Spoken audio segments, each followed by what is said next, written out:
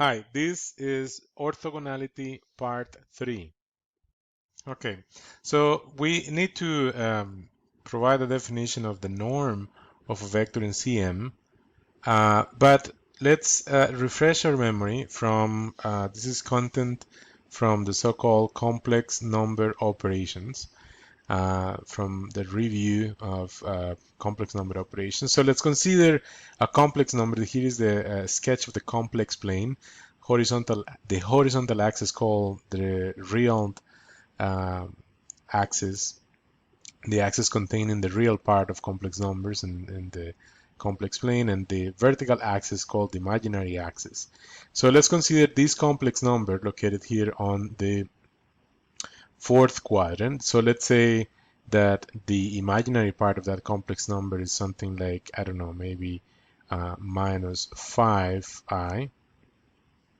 And let's say the real part is something like, I don't know, 3. Okay, so that means that this number denoted here with this dot is the number that it's the number I'm going to call this z, for example, and then that z is 3 minus 5i. So the real part of z is 3, the imaginary part is minus 5. Then the distance between the origin, okay, remember here the origin is the number that is the 0 in the complex plane is 0 plus 0i, right, is the number that has real part equal to 0, imaginary part equal to 0. That number, the distance between the origin and the location of this number is what we denote as something that looks like absolute value. So this is the modulus of the complex number. In this case, that modulus would be equal to the modulus of 3 minus 5i, okay? And the calculation of modulus is something that it's we consider the square of the modulus.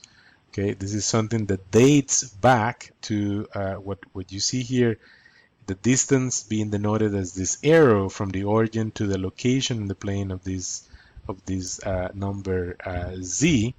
Okay, that distance is something that has to do with something that we are all very familiar with. This is a right triangle, and this here is the modulus of the number, and this is the real part of the number, the real part of z, and then this distance here would be the imaginary part of the number, right? So by looking at this triangle, we know there is a relationship.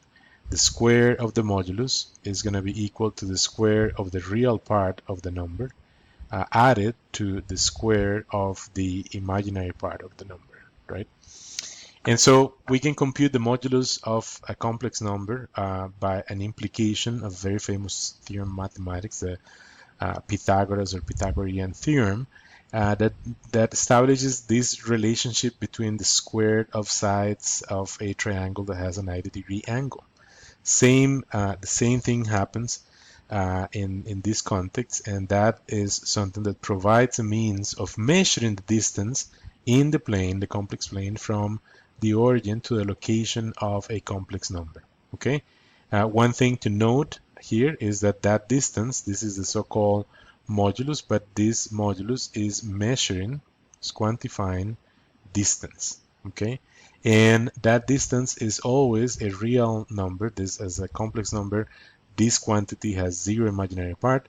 This is always a non-negative. Either is 0 as a real number or is a strictly positive real number. And you can see that by the definition of the modulus of a complex number. So the modulus of a complex number could be generalized to this quantity here that we call the norm of a vector for a vector in Cm, right? So here we're assuming that U is a vector that has m entries, a vector in Cm, and the generalization of this concept is defining the norm of this vector as the, see, we could square in both sides of this expression,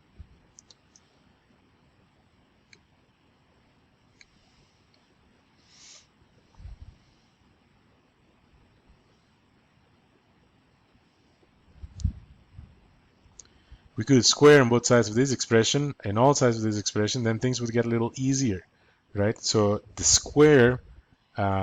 the square of the norm of u is a summation of the square of the modulus of u sub j, when here j takes values from 1 through m, right? So this expression here tells us that by adding up the square of the modulus of every entry in this vector u, uh, the square of the modulus of every entry, we add up all those, this is the sum of squares, add them up, and that gives us that summation gives us the square of the norm. So when we want to compute the norm, all we have to do is take square root in both sides of that, right? So let's see an application of this. So this is precisely what we were pointing out. This expression looks a little cleaner, simpler if we take the squares.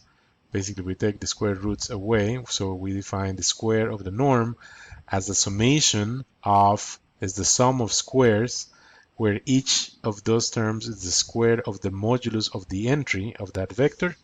And let's visit an example. Let's visit an example here.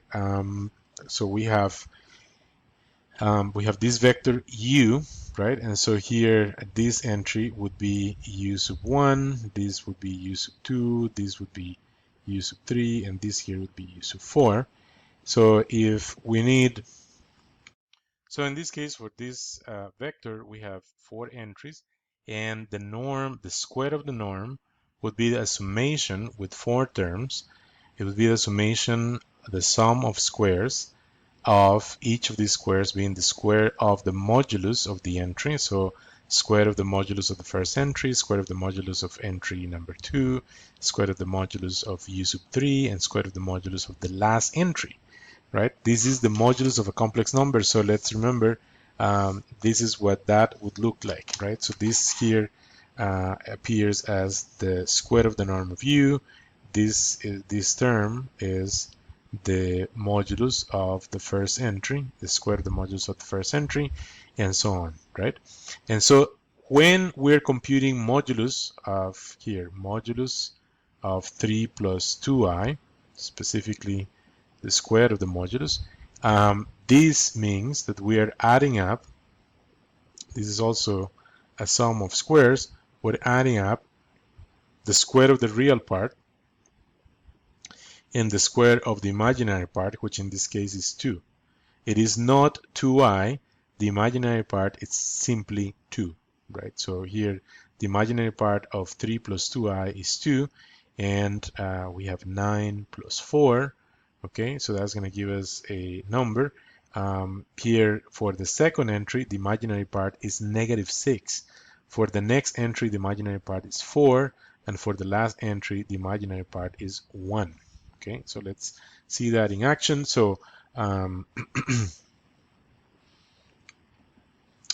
so we can verify that the square, the modulus square of 1 minus 6i, okay, this would be the square added to another square, the square of 1, the square of 6, right? So here we have 1 plus 36, that's what gives this number. 1, that's what that number comes from. The next modulus calculation is the modulus of 2 plus 4i. The square of this would be the sum of squares, the square of the real part, the square of the imaginary part. So this would be 4 plus 16, that gives this number 20. And the last part is the square of 2 added to the square of 1. Okay, so notice that there is the number that goes into the calculation of the modulus, specifically into the calculation of the square of the modulus, is the number we call the imaginary part, and the imaginary part is the coefficient multiplying the letter I, where in all this, the letter I, here I denotes square root of negative 1, right?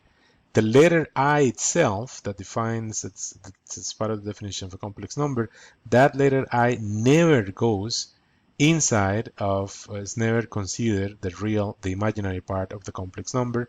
as we point out here in the entry number 2, we have 1 minus 6i. The imaginary part is negative 6.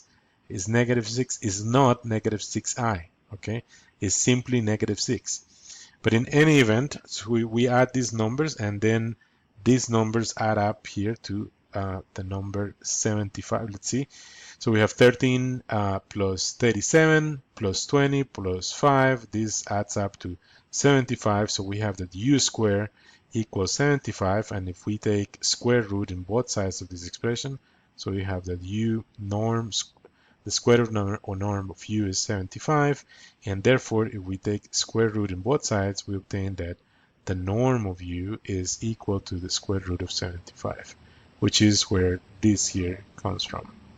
The norm of u is the square root of 75.